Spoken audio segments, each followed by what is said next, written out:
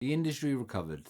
That's the story that got told. The venues reopened, the covers came back, the press moved on to the next thing, and from the outside it looked like hospitality had done what hospitality always does, absorbed the hit, kept going and carried on. But the people running those venues weren't the same people who had closed them, and almost nobody talked about that. Not what it actually did to the founders who kept the doors open through something unprecedented.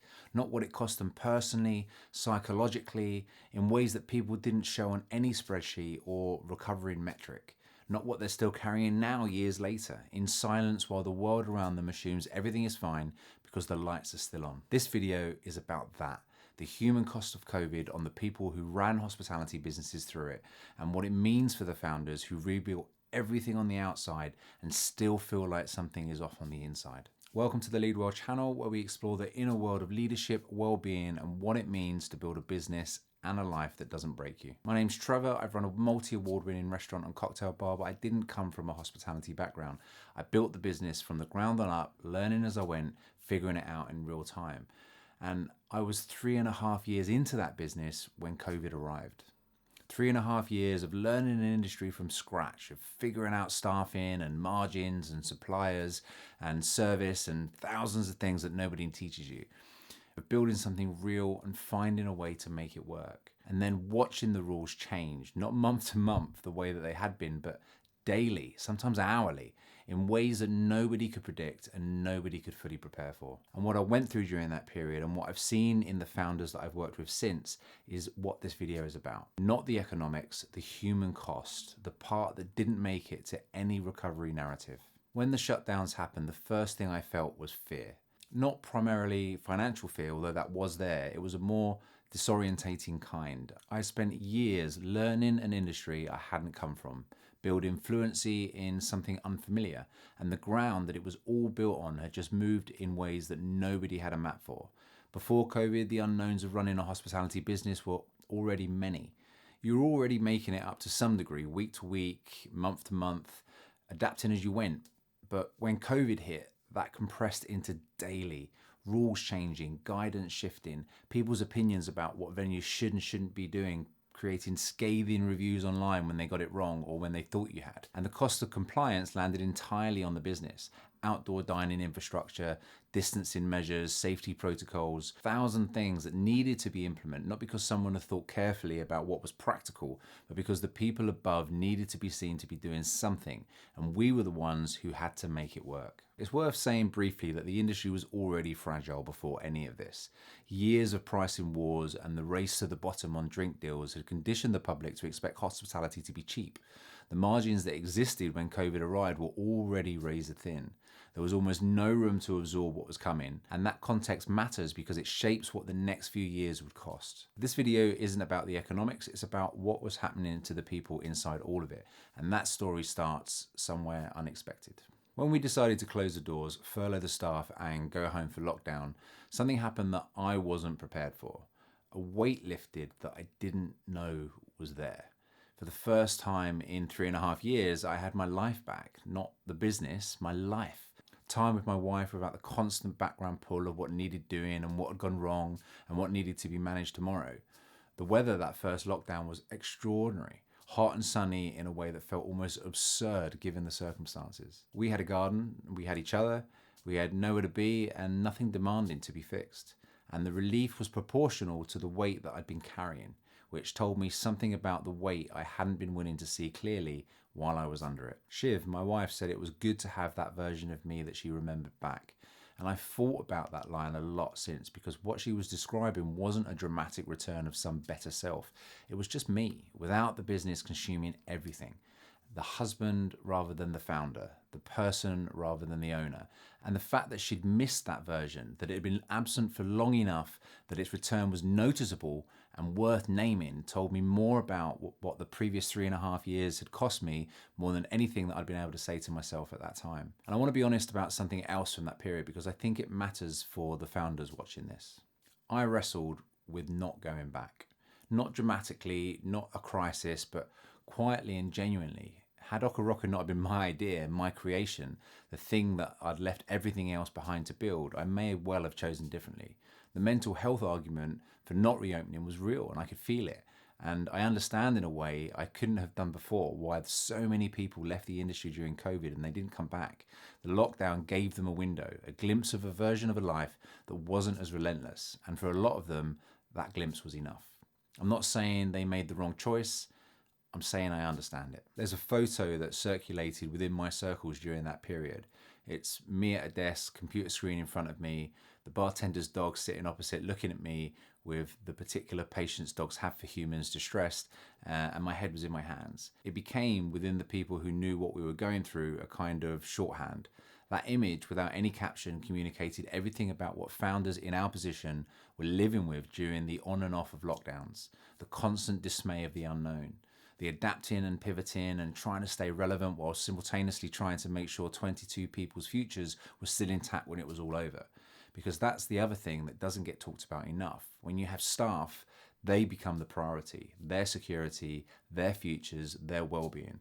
And that's what it means to be responsible for people. But it also means your own well-being moves to the bottom of the list without you ever making that decision consciously. It just happens. The team becomes first, the business comes first, the founder absorbs whatever's left. We came back from that first lockdown with some of the enthusiasm restored. The creativity that had been crowded out came back briefly. There was a possibility in the adaptation, the newness of figuring out how we fit into the changed landscape, and I was caught up in the building of it all again in a way that kind of felt good for a while. And then very quickly, I fell back into old patterns.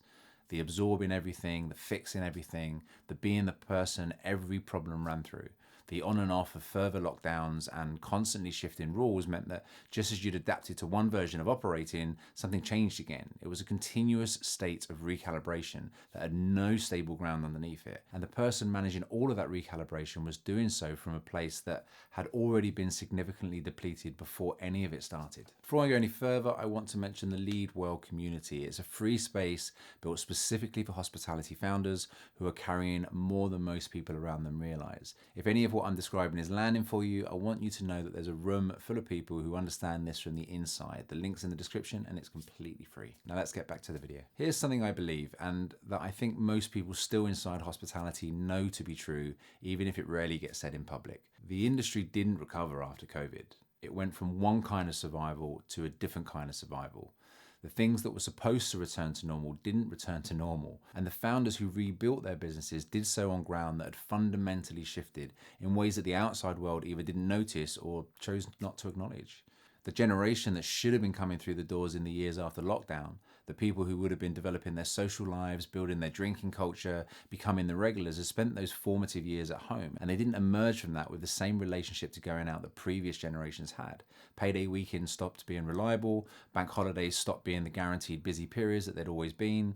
The rhythms that founders had built an entire business planning around stopped holding. And then there was the chef crisis, which was the collision of two things happening simultaneously. Brexit had already been removing a significant portion of the kitchen workforce, the EU workers who had been essential to how the industry functioned.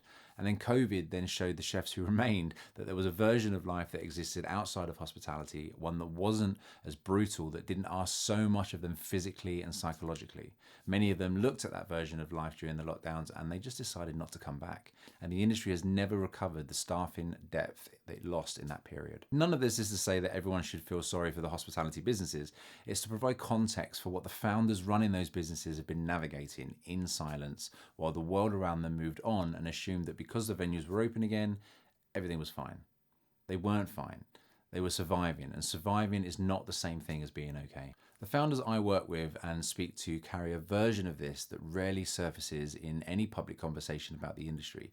The financial damage from COVID is visible. It gets talked about in trade publications and industry groups and occasionally in the press. The closures, the debt, the ongoing pressure of operating in a changed economic landscape. That part of the story has at least been named, even if it hasn't been adequately addressed. What hasn't been named is the psychological damage, and I think it's still sitting unprocessed in a lot of founders who came through that period. There was grief in what happened that never got acknowledged.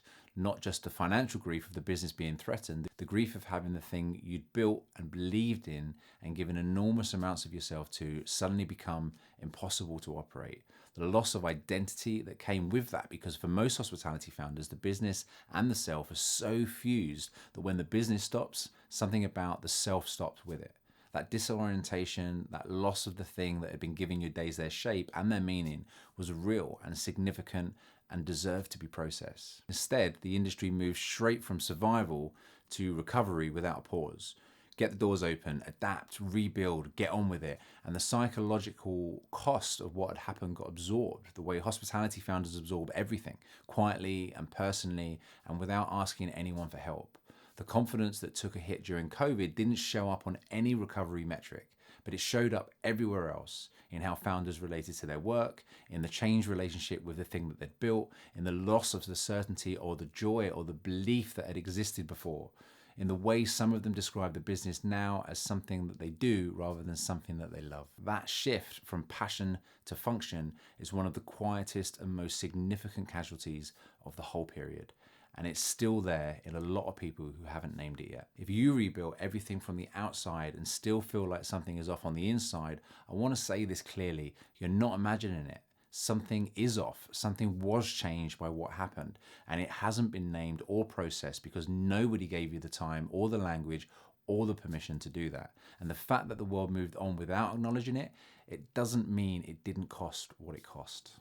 Hospitality is the backbone of social life in this country. We meet for coffees, we catch up with friends in bars, we do quiz nights, and we go for Sunday roasts and watch the football in the pub and have after work drinks and celebrate birthdays and mark the important moments of our lives in rooms that someone built and someone staffed and someone shows up to every day to run. 80% of our social interactions touch hospitality industry in some form or another, and yet the people running those venues have been operating for years without adequate recognition for what they carry, without fair structural support, and without the outside world understanding what the last 5 years has actually cost them. The industry is often the first job of many, teaching skills and character and resilience that carry people through the rest of their working lives. It matters, it's important, and it's time that's recognized and nourished rather than taken for granted. This isn't a political statement, it's a human one. The founders who kept those venues alive through that unprecedented period, who absorbed the cost personally and professionally and psychologically, who made it work when there was no manual for how to make it work, deserve to have that named. They deserve to know that the weight they're still carrying is a reasonable response to an unreasonable set of circumstances, not a person failing, not evidence that they're not cut out for this, a consequence of something that happened to all of them at once and that the industry and the world around them never properly stopped to acknowledge. The industry recovered, and that's the story that they got told. But the people running it are still in the middle of something that hasn't yet finished. The unprocessed grief, the changed relationship with the work, the confidence that took a hit and never fully came back, the exhaustion of surviving for years while the world outside assumed that open doors meant everything was fine. And if you're one of those people, the most important thing I want you to take from this video is permission. Permission to acknowledge what it costs. Permission to stop pretending that the last 5 years were just a difficult patch that you've moved past. Permission to say, even just to yourself, that what happened was significant and that you're still carrying some of it, and that's not weakness, that's just the truth. The Lead Well community is a space for these exact conversations, the ones that the industry doesn't make room for. The link's in the description, so come and find us. I'd love to see you there. And if you enjoyed this video, feel free to give it a like and a subscribe. It helps me, it helps the channel, and it helps people like us find the content that really matters. And as always, I'd love to remind you that you matter too. Don't forget that.